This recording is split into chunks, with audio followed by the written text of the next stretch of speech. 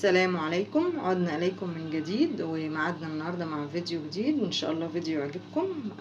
احنا قلنا هنعمل كل الأكلات اللي هي بتاعت المطاعم بس هنعملها في البيت وحاجة احنا عارفينها، وبرضو التكاليف تبقى ايه أقل شوية في التكلفة، وحاجة طبعا بتبقى أطعم كتير أحسن كمان من المطعم. النهاردة هنعمل الستريبس. ممكن نعمله ان شاء الله في مرة تانية، هنعمله اللي هي الطريقة بتاعت المطعم مع المكرونة القلم. بيتعمل بصوص ابيض، وفي ممكن نعمله بصلصة برضو تبقى المكرونة نفسها بصلصة. وهنعمله النهاردة الستريبس مع مكرونة اسباجيتي. مرة تانية ان شاء الله ولو عجبتكم هنكمل ونعمله بطريقة تانية. احنا النهاردة الستريبس هو البانيه، بس انت بتقولي بتاع الفراخ ايه بيقطعهولك ستريبس. انا كنت مش عارفة هو ايه دون، بس انا سمعته في السوق فايه قلت نجرب معاكم. دون البانيه اهو، دون انا تبلته طبعا عشان يلحق يتنقع شوية في التتبيلة. فالتتبيلة دي كوباية زبادي، ومعاه عليها كاري، وعليها ملح وفلفل اسود، وطبعا بصل وليمونتين بناخد ميتهم، ومعلقة خل، وبسيبهم ايه ساعتين، ممكن نسيبهم لتاني يوم على حسب ما انت ايه هتعملي الاكل. هو كده كده البانيه ما بياخدش وقت. بقى قلنا ايه كوباية زبادي، وملح وفلفل اسود و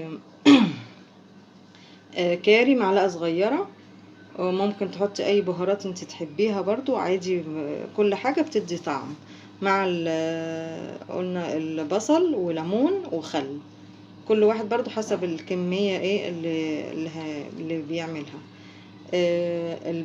في برضو طريقة تانية برضو ان شاء الله هنعملها واحنا بنحمر.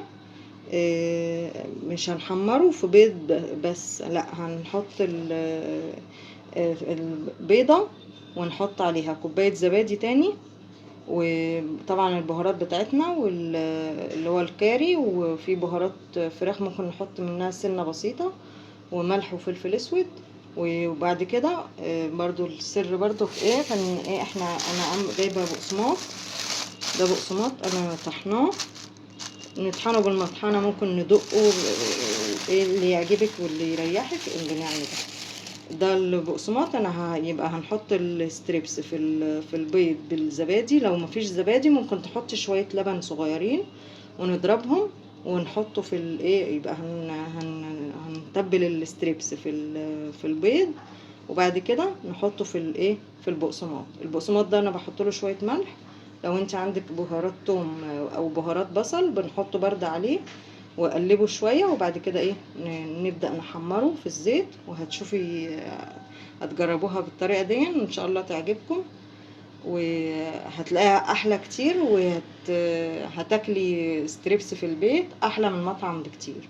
وما تنسوش اللايك والشير والسبسكرايب للقناه، وما تنسونيش من دعائكم، ونبدا بسم الله. دلوقتي ده الزبادي قلنا، وبيضة، كوباية زبادي وبيضة وفلفل اسود وملح، وممكن ومعلقة كاري صغيرة اللي هي معلقة التوابل، واي بهارات عندك للفراخ ممكن نحط منها عادي، سواء في الزبادي اللي هو اللي هنقلي بيه، او الزبادي اللي هو التتبيلة. ماشي اهو. بسم الله، احنا سبتها منقوعة ساعتين. ماشي، وهو هبدأ كده. بسم الله كده، وبعدين احطها في البقسماط كده. طبعا انا ايه الزيت بقى ايه سخنته عشان ايه ابدأ احمر اهي. اسيبها شوية بس في البقسماط كده، وابدأ ايه اخد اللي بعديها كده.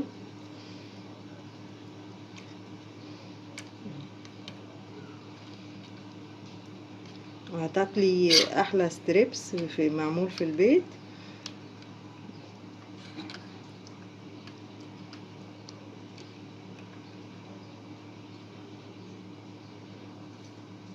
اسيبها في البقسماط كده لحد ما ايه بس الزيت يسخن، وابدأ ايه احمر.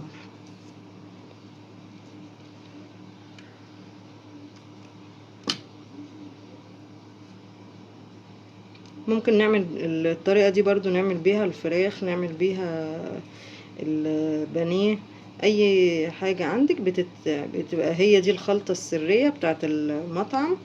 وطب بس حاجة انت عاملاها في البيت بتبقى ايه، حاجة جميلة جدا. وجربوها وقولوا لي رأيكم. دلوقتي الزيت سخن اهو، انا بحط واحدة كده بجرب الزيت، وايه ببدأ احط الباقي اهو. بسم الله. عادي احنا ممكن نقطعه برضو لو انت مثلا حاسه التقطيع طويل شويه ممكن نقطعه، ممكن نقطعه مكعبات. يعني هو بيتقطع، هما المطاعم بيتقطعوا مكعبات ونجوم، وهي اللي بتبقى الايه الشكل اللي انت تحبيه. بسيبها تتحمر بس شويه، وبعد كده ابدا ايه اقلبها على الوش التاني.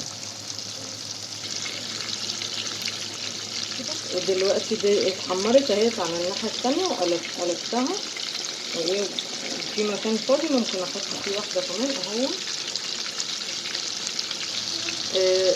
انا هعمل جنبها قلنا مكرونه بصلصه.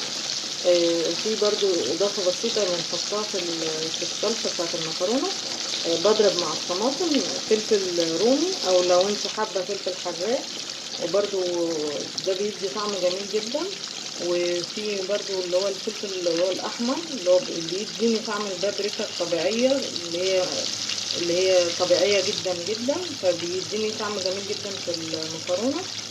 وهي دي الاضافه الايه الجديده اللي احنا بنعملها في المكرونه بالصلصه، فتبقى زي المطعم بالظبط.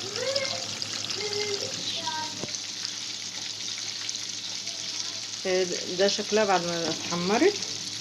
ونستنى بقى لو لسه ما نعمل المكرونه ونكمل الفيديو